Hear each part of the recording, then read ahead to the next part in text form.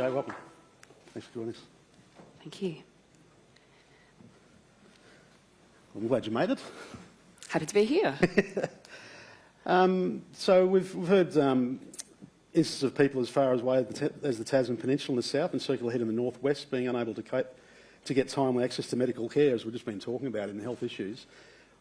What would you do to address this issue in Power? Yeah, it's a really serious problem for a lot of families who live in regional areas, and a story that comes to my mind is up in St Mary's, where I spoke with a farmer recently, Frank, who had an accident on the farm. He cut his leg quite badly and he went to the local hospital where the local GP saved his life. And if that service wasn't there, then his outcome would have been seriously different. But also it speaks to how valuable these services are. So we have 18 regional hospitals across Tasmania, and the Labor government would be looking to resource them so that they can continue to deliver services but enhance their services too, because we also know that in St Mary's there's just one doctor who provides services there, and he's pretty worn out. He doesn't get a chance to have a holiday. He's got a lot of pressure on him, and he needs more staff around him to support him do his job. So the Labor government would look to enhance the services we deliver through our regional hospitals, which is primary health care. So I think there's often a deflection to the federal government for primary health responsibilities. But when it comes to how we might use our regional hospitals, we think we could put nurse practitioners in there, rural generalists, provide a multidisciplinary team, which would mean that our doctors, like Dr Lat in that instance, are well supported, and the community can continue to access healthcare. And that if we just prevent 3 people presenting to the emergency department every day because they can instead access primary care closer to home, it effectively pays for itself. It's a win-win. I think we'll be hearing more from the GP level later today as well. And that instance is probably recreated quite often around the state in many different regional areas as well, so it's an important one to address. Rebecca, last week we heard that the Tasmanian Lower House Committee will be formed to inquire into the impacts of ambulance ramping at our major hospitals. What are the challenges regional Tasmanians face getting help in an emergency? You just touched on it there. But what do you think needs to be done to ensure regional Tasmanians can access an ambulance as well when they need one? Yeah, it's vitally important that you can. And again, another example, but just this week, my child was very sick and an ambulance was called. We live out in Sorrel Way, and the local ambulance at Sorrel was at Signet. So often you're seeing resources deployed to other parts of the state because they're under enormous pressure, because they're then getting ramped at the hospital, which means that you don't have a local ambulance in your own community, which was our experience. So we had an ambulance come from Bridgewater to Sorrel in our situation. Everything's fine. I was going to say so everything's all right, and the care we got was amazing, but the pressure on local ambulance services is enormous, and a lot of the time they get ramped at a hospital, which means they're in the city and they're absent from their local community. So what we need to be able to do is employ more paramedics for a start. The government's own work tells us we'll need another 126 ambulance paramedics by 25-26. We have a plan to, in the first instance, upgrade 6 of our ambulance stations, so Smithton, Bridport, Queenstown, Oatlands, Swansea and Newbena, so that they can have permanent paramedics stationed there, because at the moment they rely very much on volunteers, and that's a huge responsibility for those locals in the community who are volunteering. But often they tell me that when they do that, they end up at the city ramped, and then they might be deployed, to Signet, out of area if they're volunteering in Oatlands, and that's not why they sign up to help their local community. Yeah. So we'd be employing more paramedics to support them to stay local and to support their regional communities, because an emergency needs an emergency response. You can't be waiting minutes or hours, and unfortunately we've seen those response times blow out. Blowing out, yep. Financial difficulties can often be a barrier for those living in rural and regional parts of Tasmania to go to university, for those who might have been studying being a paramedic, for example. Many students far from our regional areas face higher living costs because they have to travel to the city, move to the city or travel long distances. How could this issue be addressed? Yeah, it's a serious problem, and growing up in the country, I grew up at Nugent, which is 25 k's on a dirt road at that time to my local school, so I'm familiar with some of the challenges that distance creates.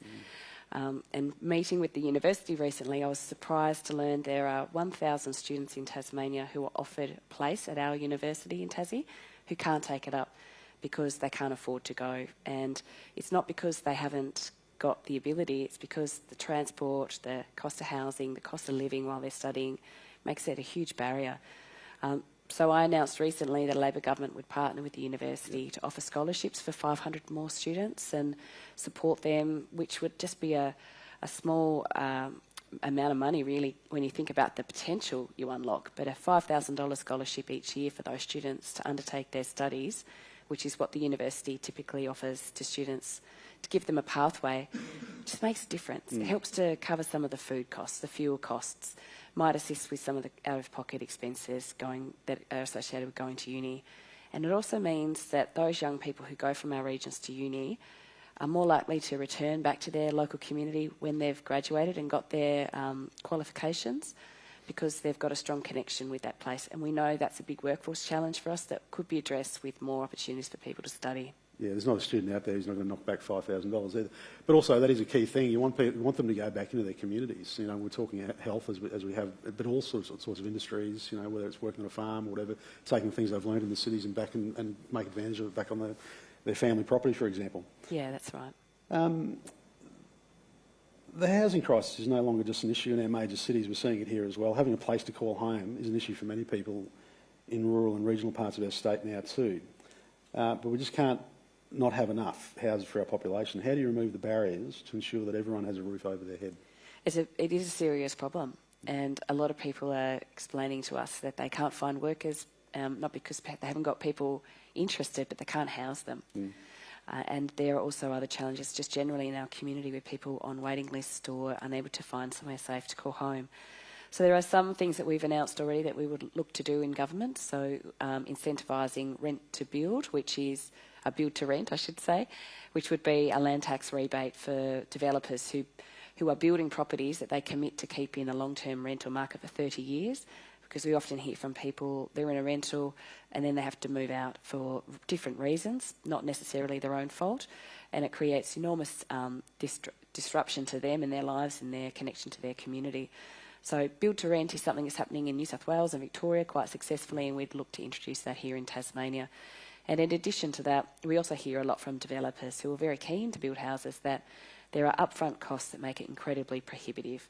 So dealing with our utilities, Tas Networks, Tas Water, where if you have a big subdivision, and there's an example in Brighton at the moment where there are 500 housing lots that could be brought to market, but no one wants to move first because the first mover has to pay for the utilities to be put in and upgraded. So in this instance, you're talking about a couple of $1 million. So that's a huge disincentive for that first mover.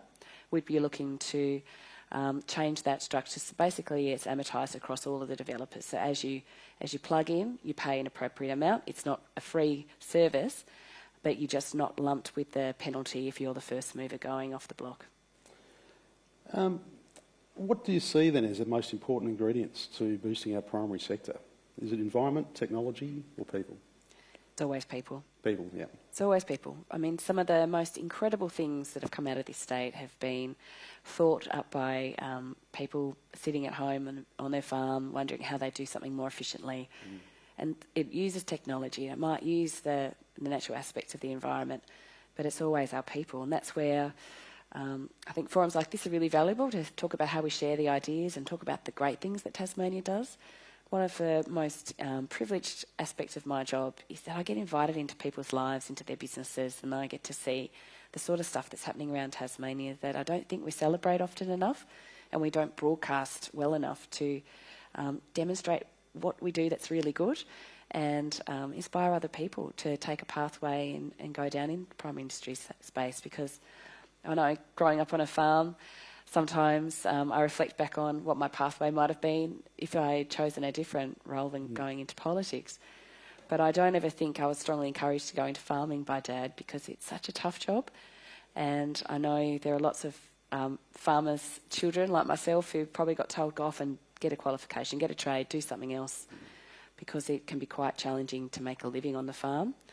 But at the same time, I think now we're learning more about the science and technology and its application in agriculture and how that's transforming the primary production sector, and it's making it a different job than just being, someone driving around on the tractor wearing gumboots.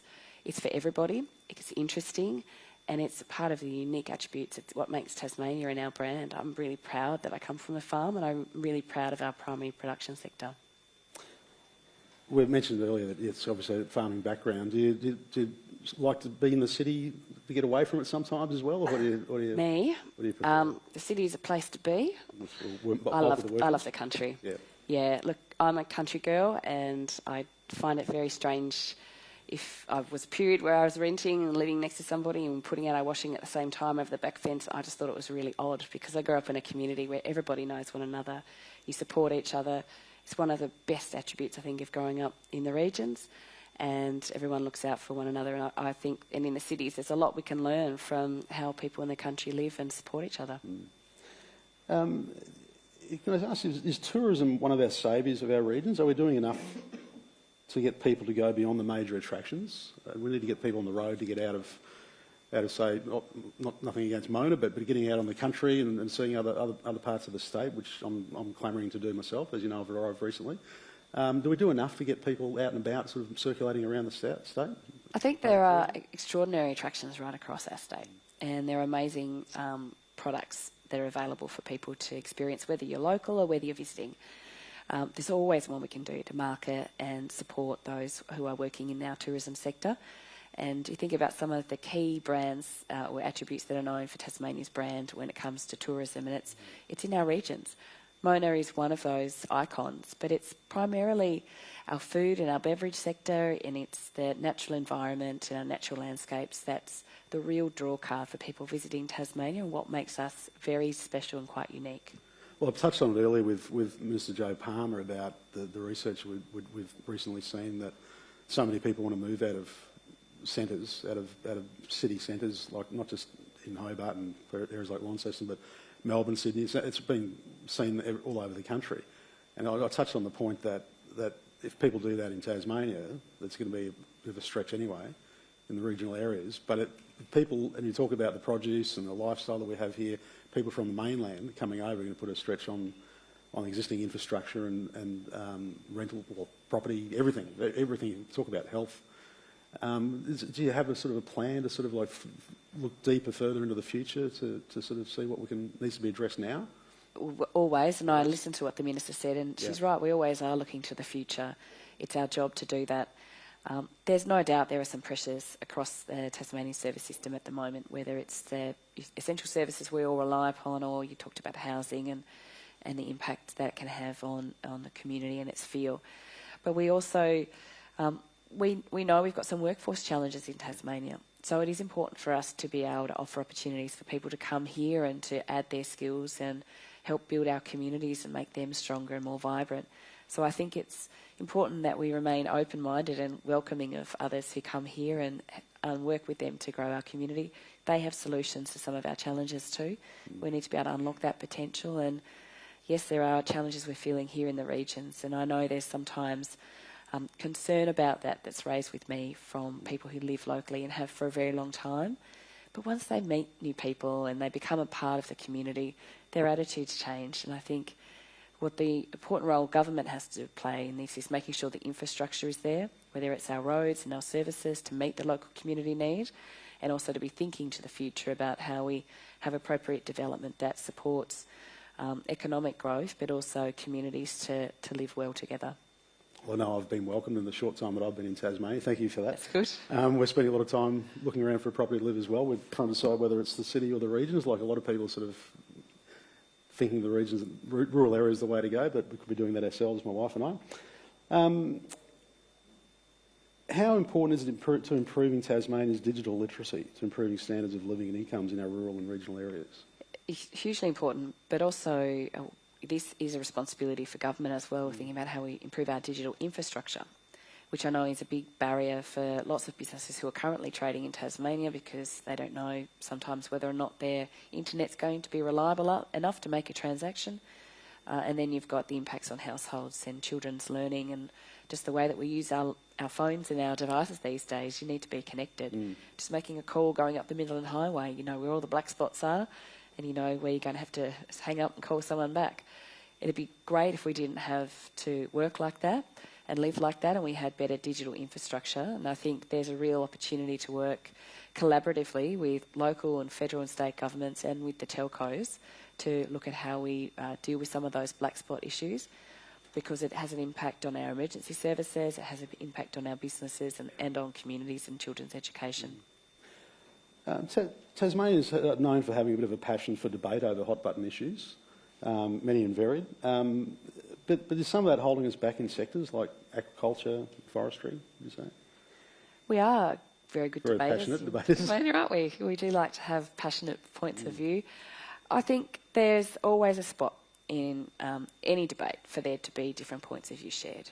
And I have to say that on occasions where that's been done respectfully, I think we've got better outcomes, because we've been able to have improvements in the way that industries might operate, or how they work in an environment close to communities, how they make sure that they have longevity. And on occasion that has been detrimental. So I think we need to find a balance there.